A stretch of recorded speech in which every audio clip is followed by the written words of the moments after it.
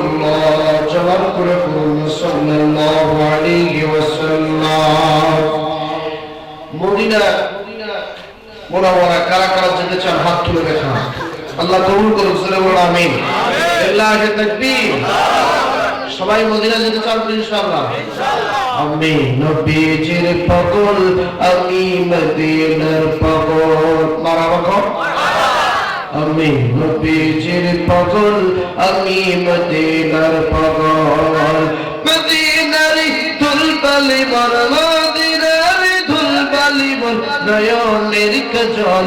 আমি নবীজির পাগল, আমি মদিনার পাগল। মারহাবা। আমার মনে নবী নবী, দুই চোখে মদিনার ছবি। মারহাবা। আমার মনে নবী নবী, আমার মনে নবী নবী, দুই চোখে মদিনার ছবি। সাহাবীর প্রেমে দিতে রাজি, নবীর প্রেমে দিতে রাজি জীবনের সকল। আমি নবীজির পাগল, আমি মদিনার পাগল। মারহাবা। আমি নবীজির পাগল, আমি মদিনার পাগল। আলহামদুলিল্লাহ। উম্মাতুল ইকোটা বন্ধ করেন। উম্মাতুল মুমিনিন মহিলা মাদ্রাসার উদ্যোগে বিশাল ওয়াজ ও দোয়ার মাহফিল। আজকের মাহফিলের সম্মানিত সভাপতি আলহাজ মোহাম্মদ আশরাফ আলী, আল্লাহ পাক আপনার হায়াতের মধ্যে বরকত দান করুন। সকলে বলুন আমিন। পাশাপাশি সহসভাপতি প্রধান অতিথি গেস্ট অফ অনার সহ যাদেরকে দাওয়াত করা হয়েছে, আল্লাহ পাক সকলের হায়াতের মধ্যে বারাকা দান করুন। সকলে বলুন আমিন। আমার সামনে উপবিষ্ট মুরব্বী তুল্য মুরব্বী বাবজার, যুবক তুল্য যুবক মহিলা, স্কুল কলেজ ইউনিভার্সিটি বিভিন্ন প্রতিষ্ঠানের সম্মানিত স্যার মহোদয়, বিভিন্ন প্রতিষ্ঠান থেকে আমন্ত্রিত আমার শোনাচ্ছেন কলিজার টুকরা যুবক ভাইরা, পদ্মার আড়ালে আবেদা সলিহা গুণান্বিত মা ও বোনেরা যারা এসেছেন বসেছেন, আসেন যে আল্লাহ পাক দয়া করে মায়া করে মহব্বত করে ভালোবেসে আমাকে আপনাকে এই জান্নাতের বাগানে কোরআন শোনার মতো একটা সুযোগ করে দিলেন। এই জন্য আমরা কণ্ঠ ছেড়ে দিয়ে প্রশস্ত আওয়াজে আল্লাহ পাকের দরবারে লক্ষ কোটি শুকর সুজুদ পড়ছি। বলুন আলহামদুলিল্লাহ। আর একটু জোরে বলুন আলহামদুলিল্লাহ। আমার আগে চমৎকার কণ্ঠে আলোচনা করেছিলেন অত্যন্ত শ্রদ্ধাভাজন প্রিয় ব্যক্তিত্ব হাফেজ কারি মাওলানা মুসলিমুর রহমান সিদ্দিকুস সাহেব, আল্লাহ পাক ওনার কণ্ঠের মধ্যে বারাকা দান করুন। সকলে বলুন আমিন। যারা বিয়ে করবে সেই সমস্ত যুবক একটা তাকবীর দিয়ে প্রমাণ করেন আজকের মাহফিল আল্লাহ কবুল করতেছে। লিল্লাহি তাকবীর, লিল্লাহি তাকবীর। এখন যারা বিয়ে করছেন তারা তাকবীর দেন, লিল্লাহি তাকবীর। বাইরে অনেক লোক কতটা ঘুরতেছে, কথা বল ঠিক কিনা? আচ্ছা, এখানে যদি মমতাজকে নিয়ে আসা হইতো বা হিরো আলমকে যদি আনা হইতো, হ্যাঁ মাহিয়া মাহিকে যদি আনা হইতো, তাহলে দেখা যায় যে এরকম 4-5টা প্যান্ডেল করা লাগতো, কথা বল। এবং গাছের ডালে আরো 1-2 হাজার মানুষ ঘুরে এমনি দেখতো, কথা বল ঠিক কিনা? তো যাই হোক, জান্নাতের বাগান আমি বাইরে যারা ঘুরে করতেছে, অযথা সময় নষ্ট করতেছে, আমি অল্প সময়ের কথা বলবো। যেহেতু প্রধান বক্তা আছে, শুধু নোয়াখালী থেকে এসেছিল অনেক দূর, ফেনী বাজার ওদেরকে প্রোগ্রাম করতে গিয়েছিল অনেক দূর, উত্তরবঙ্গ থেকে প্রায় অনেক সময় জার্নি করা লাগে, একদিন আগে যাওয়া লাগে। তো অনেক দূর থেকে এসেছেন হযরত মাওলানা ইয়াসির ফয়েজ আল উসমানী, ওনার কণ্ঠ থেকে আমরা চমৎকার আলোচনা শুনবো ইনশাআল্লাহ। আল্লাহ পাক ওনার কণ্ঠ থেকে এমন কিছু কথা বলার সুযোগ করে দেন যাতে এই শিবগঞ্জের এই মাহফিলে যারা যারা আসবে সকলের হৃদয়ের কারণ হয়ে যায়। জোরে বলুন আমিন। আমি পরিচিত একটা আয়াত তেলাওয়াত করেছি, আমার ছোট ভাই যে আয়াতটা তেলাওয়াত করে গিয়েছে কিন্তু উনি আলোচনাটা শেষ করতে পারেনি, সে একটাই আমি তেলাওয়াত করেছি, এটার উপর একটু আলোচনা করবো ইনশাআল্লাহ। জোরে বলেন ইনশাআল্লাহ। আলোচনা হবে আল্লাহর কোরআন থেকে। কি থেকে বাজার? কোরআন থেকে। কোরআনটা কার কিতাব? আল্লাহর কিতাব, তাই না? তো আল্লাহর এই কিতাব থেকে আলোচনা হবে ইনশাআল্লাহ। আর এই কোরআনের কথা হক কথা বলতে গিয়ে যদি জেল জুলুম ফাঁসি এমনকি নির্যাতন নিপীড়নের শিকার হতে হয়, হতে রাজি আছি, কিন্তু কোরআনের হক থেকে চুল পরিমাণ সরে যেতে রাজি নাই। কথা বলেন ঠিক কিনা? আরো জোরে বলেন ঠিক কিনা? সত্যের পক্ষে গান গাই বলে আমি বিদ্রোহী, সত্যের পক্ষে ডাকি বলি আমি বিপ্লবী, কোরআনের কথা বলতেই বলি জিহাদের কথা বলি তাই বলে আমাকে জঙ্গিবাদী, আমি বিদ্রোহী বিপ্লবী মৌলবাদী কেন জঙ্গিবাদী, কথা বল ঠিক না? আসেন না যেন প্লিজ করুন, কেন করো নাই দিল দিয়ে কথাগুলো শুনবেন বাবাজি। আল্লাহ রাব্বুল আলামিন সূরা ইব্রাহিমের ভিতরে চমৎকার ভাবে বলে দিয়েছেন, আলিফ লাম রা কিতাবুন আনজালনাহু ইলাইকা লিতুখরিজান নাস, আল্লাহু আকবার।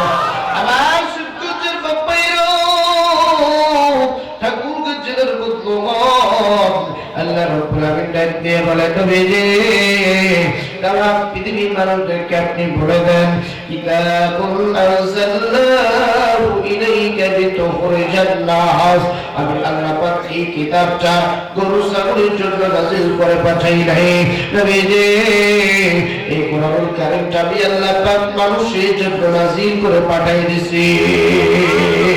জোরে জোরে বলুন না সুবহানাল্লাহ। কোরআনের ছায়া তলে প্রিয় হাবিবকে বলে মালিক কুরআন, জান্নাত যাবে তুমি চলে। আমার বন্ধুরে আল্লাহ রাব্বুল আলামিন ডাক দিয়ে বলেন, এই কোরআনুল কারীম আমি আল্লাহ মানুষের জন্য নাযিল করে দিয়েছি। বাদারু যারা বেদ পড়ে এই বেদটা তাদের জন্য, যারা বাইবেল পড়ে বাইবেলটা তাদের জন্য, যারা জিন্দাবস্তা ঠিক রামনারায়ণ পড়ে এটা তাদের জন্য। যারা কোরআন পড়ে আল্লাহ বলছে কোরআন শুধু তাদের জন্য নয়, হুদাল লিন্নাস, এই কোরআন সকল মানুষের জন্য। জোরে বলুন তো সুবহানাল্লাহ। আল্লাহ পাক বলেন, শাহরু রমাদান আল্লাযী উনজিলা ফীহিল কুরআন হুদাল লিন্নাস ওয়া বায়িনাতিন মিনাল হুদা ওয়াল ফুরকান। জোরে বলুন আল্লাহু আকবার।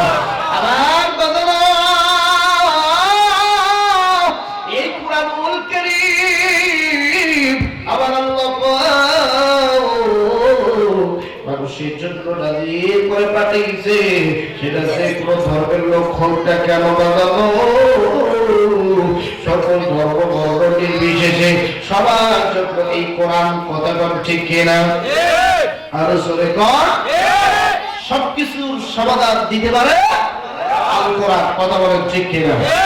আজকে মানুষ যতই ডিপ্রেশনে থাকুক, মানুষ যতই মানসিক দুশ্চিন্তার মধ্যে থাকুক, ঋণগ্রস্তের মধ্যে থাকুক, যারা ব্যভিচার অন্যায় রাজধানী যে সমস্ত পাপাচারী কাজ আছে এগুলোর মধ্যে যদি কোনো মানুষ লিপ্ত থাকে আর সেই মানুষটা যদি আল্লাহর কিতাব পড়ে, কোরআন পড়ে, বিশ্বাস করেন দাদা, ঘোড়া থেকে ধীরে ধীরে সে পরিবর্তন হয়ে যাবে, কথা বলেন ঠিক কিনা?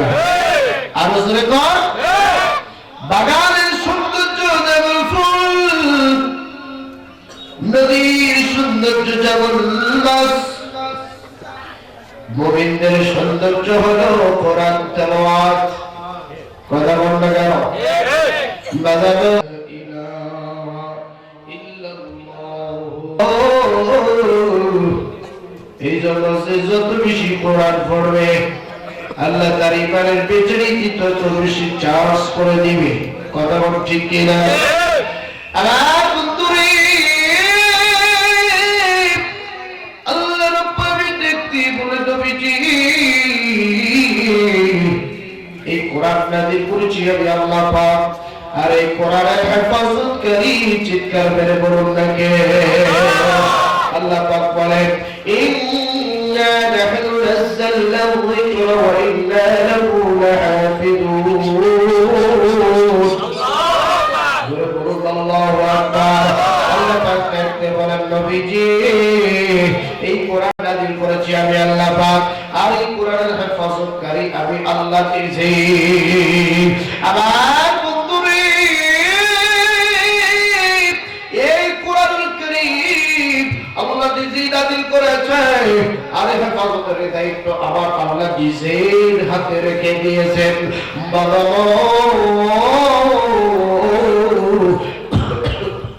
কোন মানুষ যদি আল্লাহর এই কিতাবটা শুরু থেকে শেষ পর্যন্ত পড়ার চেষ্টা করে, আমার আল্লাহ তাদের ইমানের ব্যাটারিতে চার্জ দিয়ে দিবে। আমার বন্ধুরে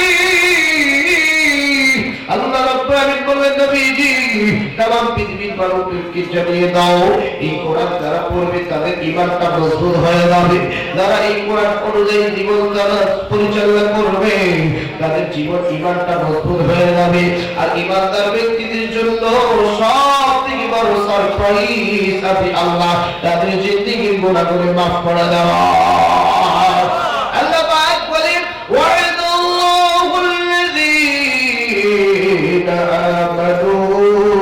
وعملوا الصالحات لهم مغفرة وأجر عظيم।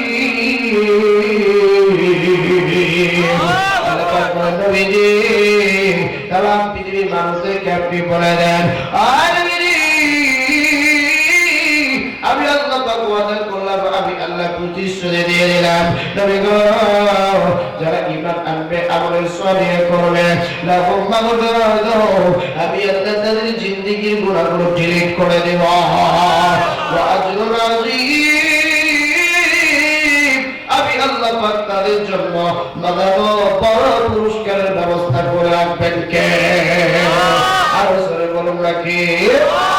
তাহলে কোরআন নাযিল করেছে আল্লাহ, হেফাজতের দায়িত্ব কার হাতে? আল্লাহর হাতে। আর আমাদের দেশে কিছু বন্ড শিল্পী আছে, পাঁচ ফান্ডারি শিল্পী আছে, এরা গান গায়, আকাশটা কাঁপছিল কেন, জমিনটা নাচছিল কেন, বরফের ঘামছিল কেন, সেদিন সেদিন গান গাইছিল খাজা জেহেদিন জেহেদিন। নাউজুবিল্লাহ কোন আল্লাহ নবীর গান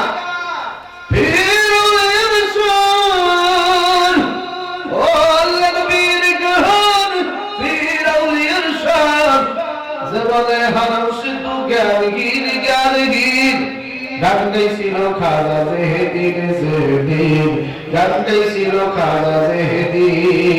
নাউজুবিল্লাহ বলেন না? বাবা ইসলামকে ক্রিটিসাইজ করার জন্য এই মুসলিম শিল্পীরা অনেক ইসলামের বড় বড় জিনিসগুলো নিয়ে তারা ক্রিটিসাইজ করার জন্য গান বের করছে। কথা বলেন ঠিক কিনা? আর আমাদের দেশে একটু হিন্দু শিল্পী নাম হচ্ছে নকল কুমার, তিনি কোরআনকে ভালোবেসে চমৎকার গান বের করছে। যদি আগুন লেগে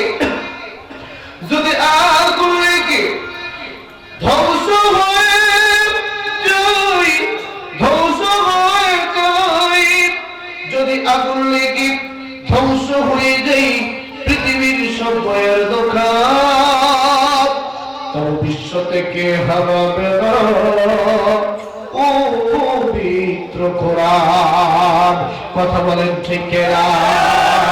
কোরআনকে ভালোবাসে কত সুন্দর গান বের করছে একজন হিন্দু শিল্পী। আর আমাদের দেশে মুসলমান শিল্পীরা সালাম নিয়ে বাজে গান বের করছে। হ্যাঁ, ইসলামকে ক্রিটিসাইজ করার জন্য কত বাজে বাজে বিড়িবার তারা বাজে বাজে গান সিঙ্গার তৈরি করছে। কথা বলে ঠিক কিনা? আর শুনে বাপ আসেন বাজাদু বেশি লম্বা করছি না, যেহেতু সূরা ইব্রাহিমের আয়াতটা তেলাওয়াত করেছি। আল্লাহ যারা তারা আছে শোনাচ্ছেন কলেজের টুকরো যুবক পিতলা ঘুঘু একটু ভিতরে বসো, যুবকরা তারা এখন অযোধ্যা নষ্ট করো না, একটু পরে প্রধান শুধু তো আপনাদের দিকে আসতো জানো, ভিতরে বসো। আমার বন্ধুরে কোন দিকে নজর নেই। আল্লাহ বলেন মিনাল যুলুমাতি ইলান নূর, আমি আল্লাহ পাক এই কোরআনটা নাযিল করে দিয়েছি মানুষের জন্য। যেই মানুষগুলো অন্ধকারের ভিতরে পড়ে গেছে, যেই যুবক রোজা থাকে না, এই যুবক অন্ধকারের ভিতরে আছে, ও বাজানো যেই যুবক জেনা বেবিচার অন্যায় রাহাজানির মধ্যে লিপ্ত আছে, এই যুবক জুলুমাতের মধ্যে লিপ্ত আছে, এই জুলুমাত থেকে বারো বাড়ানোর জন্য আবার আল্লাহ নূরুল নামক একটা বিশাল কায়িক নাযিল করে পাঠিয়ে দিয়েছে। আবার বন্ধুরে এই কোরআন যারা পাবি আল্লাহ রাব্বুল আলামিন তাদেরকে জিরো থেকে হিরো বানাই দিবে। যার প্রমাণ হলো বাদাত তদানীন্তন সময় আমার নবীজি যখন এই দুনিয়ার জন্য এসেছিলেন বানানো। ওই সময় তার শত্রু ছিলেন তার আপন চাচা আবু জাহেল। যখন ছিলেন ফেরাউন, তখন আল্লাহ পাক ফেরাউনের পরিপ্রেক্ষিতে পাঠিয়েছিলেন বানান মুসা পয়গম্বরকে। আর বানানো যখন ছিলেন নমরুদ, তার পরিপ্রেক্ষিতে ছিলেন বানান হযরত ইব্রাহিম খলিলুল্লাহ।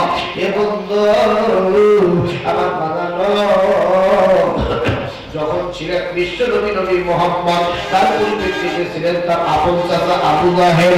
আমার বন্ধুরে আবু জাহেল ডাক দিয়ে বললেন, ও আমার কর্মীরা, তোমাদের মধ্যে এমন কেউ আসনি আমাকে আব্দুল্লাহ ছেলে মুহাম্মাদের মাথা কেটে আমার হাতে দিতে পারবা? এই আমি তাদেরকে সারপ্রাইজ করবো, পুরস্কার দেওয়া। এবং সবাই ওমর ইবনে খাত্তাব হাত তুলছে। ওমর ইবনে খাত্তাব ডাক দিয়ে বলতেছে, ও লিডার, আমি আপনাকে কথা দিলাম, আমি কথা দিছি আব্দুল্লাহ ছেলে মুহাম্মদের মাথা কেটে আপনার হাতে দিব। বলেন আপনি আমাকে কি উপহার দিবেন?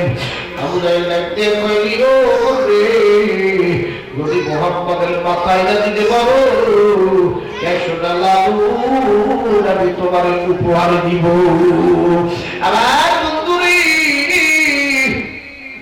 ও বাজানো, প্লিজ কোন দিকে নজর কলেজের টুকরা শোনাচ্ছেন যুবক রে। দেখলাম না কয়েকদিন আগে বেলি রোডে একটা বিশাল ভয়াবহ অগ্নিকাণ্ড ট্রাজেডি হইল। যে রেস্টুরেন্টে আগুন লেগেছি, অনেক যুবতী বোন মরে গেছে, অনেক কলেজের টুকরা শোনাচ্ছেন যুবক মরে গেছে। বাজার তওবা করার সুযোগটা বাজার দেয়নি। কখন কোন মুহূর্তে কে মারা যাইব বাজার কোনো গ্যারান্টি নাই। আমি ওয়াজ শেষ করে বাড়িতে যাইতে পারবো কিনা বাজার কোনো গ্যারান্টি নাই। কে কখন মারা যাবে বাজার কোনো গ্যারান্টি নাই। একজন জনবন্দিত মুফাসসির ডক্টর আল্লামা লুৎফুর রহমান, তিনিও কিন্তু বাজার যাকে আল্লামা মাদ্রাসা সাইদি পরে বলা হয় ডক্টর লুৎফুর রহমান, অত্যন্ত ভালো একজন জ্ঞান গর্ব আলোচক, তিনিও মারা গেলেন। নিউজ দেখলাম বাংলাদেশের পরে অনেক কোরআন হযরতকে আমরা হারাইছি। কবি অপরের অনেক বড় বড় আলেমদেরকে আমরা হারাইছি। বাজার দিন দিন আমরা এতিম হয়ে যাইছি। বর্তমান যে সিচুয়েশন, যে ফিতনার জামানা, এই ফিতনার জামানায় আলেম শূন্য সমাজ হয়ে যাইতেছে ধীরে ধীরে। এই জন্য এই ফিতনার জামানায় আমাদেরকে ইবাদের পথ ছাড়া অন্য কোনো পথে যাওয়া যাবে না। কথা বলেন ঠিক কিনা?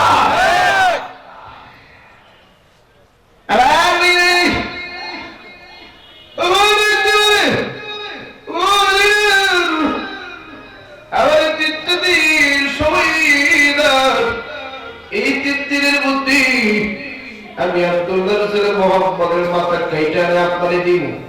বলেন আপনি কি দিবেন? আপনারা কইতেছে আমার তোমার 100টা লালু উপহার দিব। আমার একটি এই আমি বের হয়ে গেলাম। এবার কবর বাড়িতে গিয়ে বিবিকে দেখতে বলেন, বিবি রে, ও বিবি,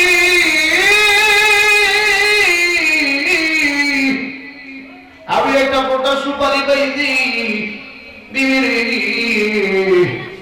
3 দিন পরে আমি তরবারি লইয়া মুহাম্মদকে কাইতে যাব। ও বিবি, এই তরবারির মাথায় এখন তুই বিষ লাগাইবি।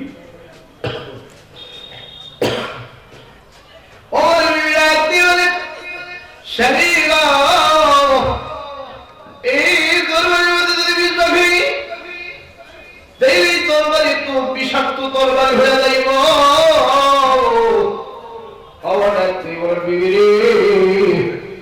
বিষাক্ত তরবারি দিয়ে যদি মুহাম্মদের গলায় একটা কাট দিই, বিষটা যদি শরীরের ভিতরে একটু ঢুইকা নাই, খুব দ্রুত বইয়া দেয়।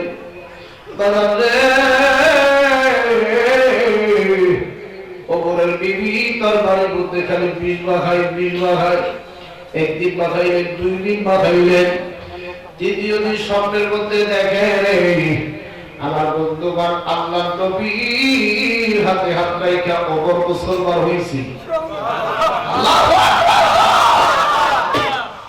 আরে বন্ধুগণ, আরে শিবকুতুর কবর ঠাকুরগাঁও জেলার মধ্যে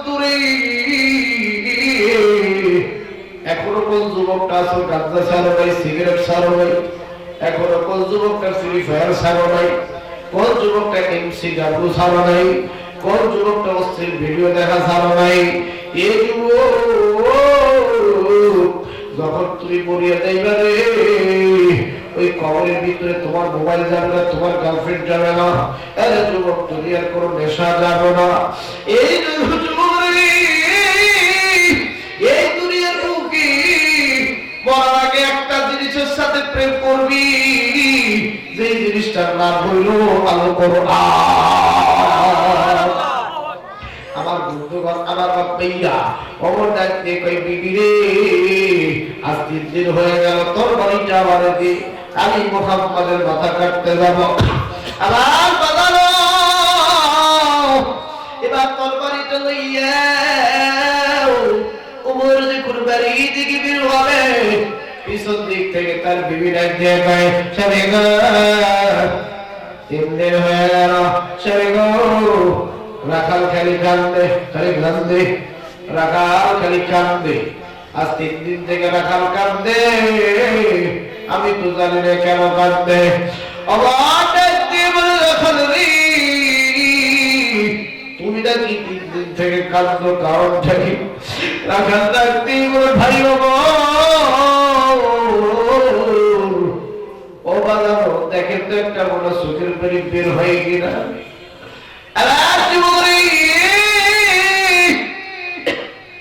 তুমি আমি যখন মরে যাব রে,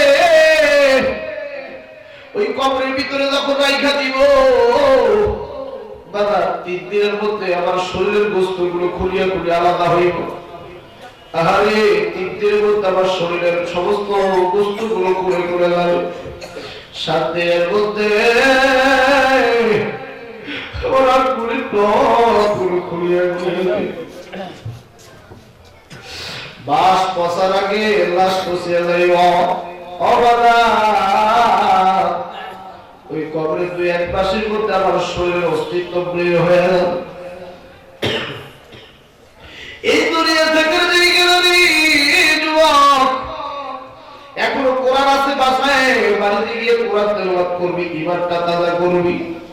আমার ডাকতে বলে রাখাল তুমি কাঁদো, কারণটা কি? রাখাল ডাকতে বাবা আমি কাঁদি, জানো কেন কাঁদি? আজ 3 দিন হয়ে গেছে গা, তোমার যে খামারে যে উটগুলো আছে, একটা উটও খাবার খায় না, খালি কাঁদবে, উটগুলো কাঁদবে, আমিও কাঁদি। আমার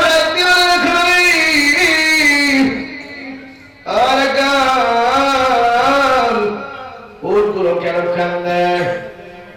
ওর একদিন রাখাল বলো উট কাঁদে কেন? রাখাল বলো রে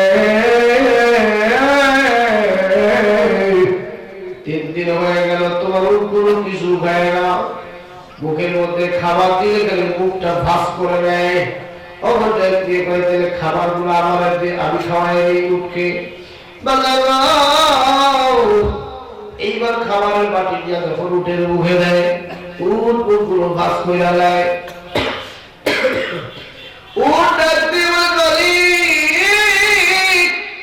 জবানটা একটু খুলে দেন, ওমরের সাথে একটু কথা কইবা চাই। বাবা উটের জবান খুলে গেল। দেখতে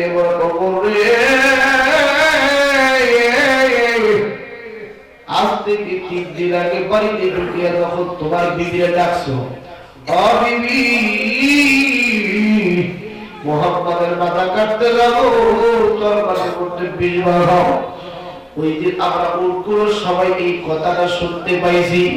ওই দিন আমরা সবাই নিয়ত করেছি, ওই দিন আমরা সবাই প্ল্যান করেছি, আমরা কোনো খুনি হত্যাকারী কবরের খাবার আমরা মুখে লাগাবো না। আমার বাজার শিবপুরের বাপ্পাইরারি এ ঠাকুর গার্জিয়ার বন্ধু উড়াইয়া যদি নবীর চিনতে পারে, আজকে আমরা ঠাকুর গার্জিয়ারা শিবগঞ্জের যুবকরা নবীর প্রেমিকের দাঁড়িয়ে রাখতে পারি না রে, নবীর জন্য কেন নবীর সুন্নাত মানতে পারি না, কেন আল্লাহর জন্য পাঁচ ওয়াক্ত নামাজ পড়তে পারি না। যুবকরা ওইগুলো কেমন নবীর মহব্বতে খাবে, কোনো কিছু খায় না। ওমর ডাকতে বলে না খানবি উঠ খাইলে খা, না খাইলে না খা। আমি গেলাম রে মোহাম্মদের মাথা কাটার জন্য, বাজানো তরবারি লইয়া এবার ঘোড়ার মধ্যে সরিয়া রাস্তা দিয়ে যখন যাইতে লাগছে, তার বন্ধু নাইবের সঙ্গে দেখা হয়ে গেল। তার বন্ধু ডাকতে বলে আবার কই যাইবা লাগছো বড় বাবা বাবা। ওমর ডাকতে কই বন্ধু রে আমি যাইতেছি মুহাম্মাদের মাথা কাটছি। নাউজুবিল্লাহ, আমি যাইতেছি মুহাম্মাদের মাথা কাটতে। নাইব কয় বন্ধু ডাকতে অমরে নিজের গায়ে কাদা রাইখা মানুষের গায়ে কাদা ঝিরাইও না। ওমর কয় নাই কইতেছো কি লাগে, আমি নিজের গায়ে কাদা রাখছি মানে নাইব কইতেছে তোমার বোন ফাতিমা তো কোরআন পড়ে, তোমার বোন ফাতিমা তো ইসলাম গ্রহণ করছে গা, আগে ফ্যামিলিকে ঠিক কর, তারপরে বাপ মাকে মাথা কাটতে যাস। আল্লাহু আকবার, আর জোরে কর আল্লাহু আকবার।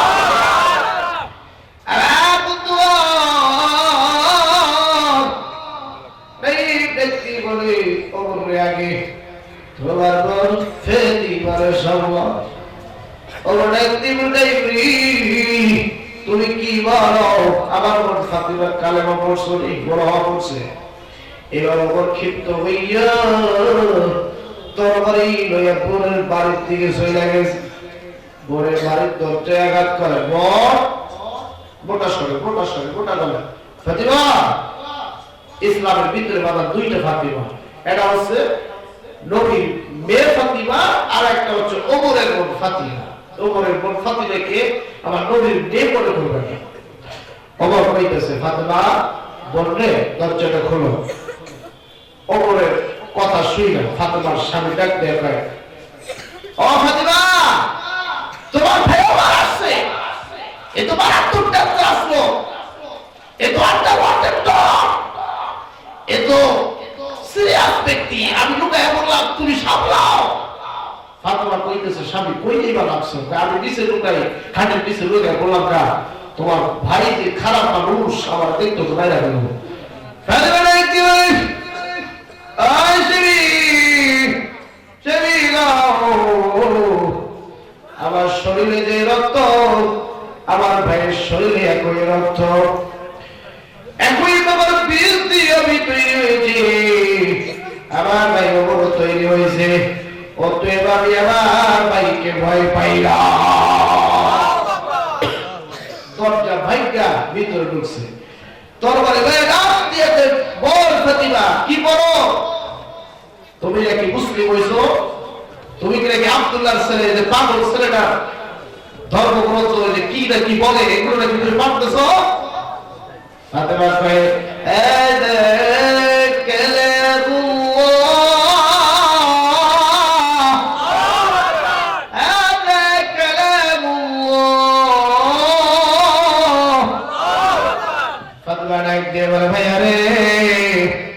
আমি আল্লাহর কিতাব পড়ি, আল্লাহর কোরআন পড়ি, আবার এখন এই মুহূর্তে কোরআন ছেড়ে দিবি, ইসলাম ছেড়ে দিবি, মুহাম্মাদের দল থেকে বের হবি, বের খবর কারা আছে। ফাতিমা ডাকতে বলল ইয়া রে আমি জীবন দিব শহীদ হইব কোরআন পারবো না। আর আমার দেশের মহিলা বাবুদের স্লোগান হইল আমি জীবন দিব শহীদ হইব অন্য পুরুষের সাথে প্রেম ছাড়ব না।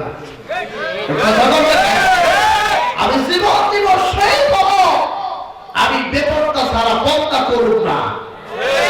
কথা বলে ঠিক না? আগের যুগের মহিলারা স্বামীদেরকে কি শ্রদ্ধা করতো, কি না ভালোবাসতো, কি না মহব্বত করতো। কথা বল ঠিক কিনা? আর বর্তমান যুগে স্ত্রীরা স্বামীর কয় আজকে তুমি বসাই টানাও আমি কালকে টানবো। কথা বল ঠিক কিনা?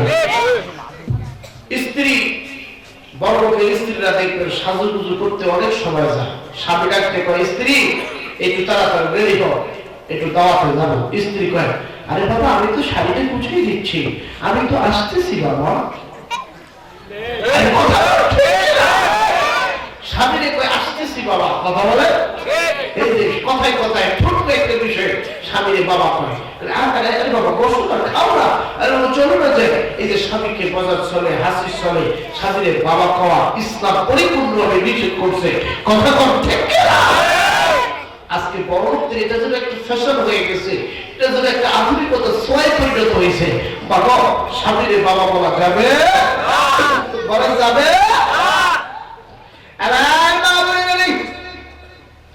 তোমাদের মতো ভাই বড় টেনশন, ভাই বড় সিরিয়াস, ভাইয়ের সামনে বড় গলায় কইতাছে খবর রে আমি দিবনি শহীদ হয়ে যাইব, আমি কোরআন ধরব না। আমার আজকে বাবুদের ইমান এত দুর্বল। বাবুটা বর্তমানে স্টার জলসা জি বাংলার পাগল, ভারতের সিরিয়ালের পাগল। কথা দেখে কোন নায়িকা কত শর্ট কাপড় পরছে ওইটা দেখে, কোন নায়িকা কেমনে চুল কাটছে ওইটা দেখে, কোন নায়িকা কেমনে বুড়ো প্লান করছে ওইটা দেখে। বাবুদের বলতে যাই মা বউ আদর্শ যদি মানতে হয়, কাউরে যদি ফলো করতে হয়, তাহলে আমার নবীর স্ত্রী আপনাদের আয়েশা রাদিয়াল্লাহু তাআলা আনহার ফলো করো। বিশ্ব নবীর বিবি হযরত ফাতিমা রাদিয়াল্লাহু তাআলা আনহাকে ফলো করো। কথা বলেন ঠিক কিনা? আমার কথা বেশি লোক বলেনি।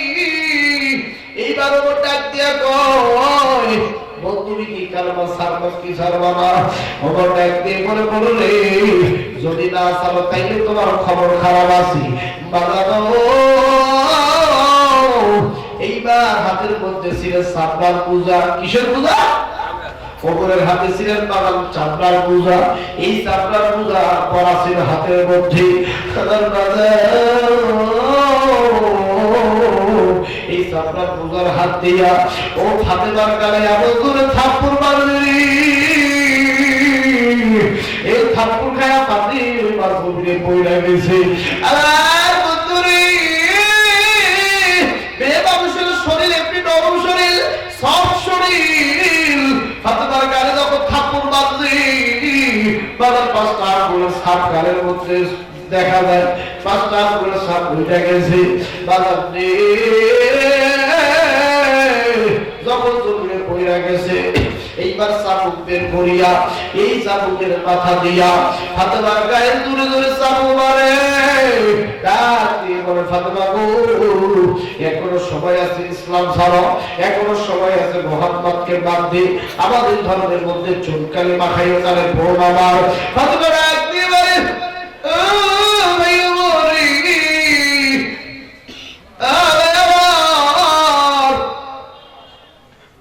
চাবুক দিয়ে বাড়তে বাড়তে আবার চাপড়া তুলে ফেলছ।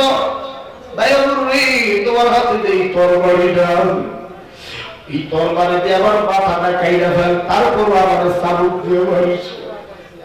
আমি চাবুকের আঘাত সহ্য করতে পারি না। ওরে ভাই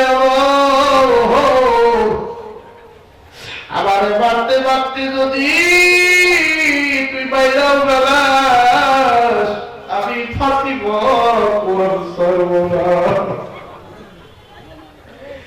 ও বাদালো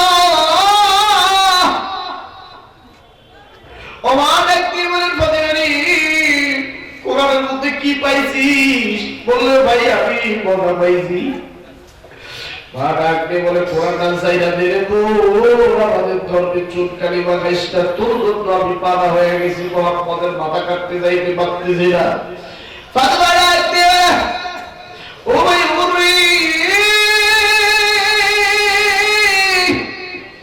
তরবারি দিয়ে যদি আমি ফাতিরার কাল্লা কাইটা ভালো,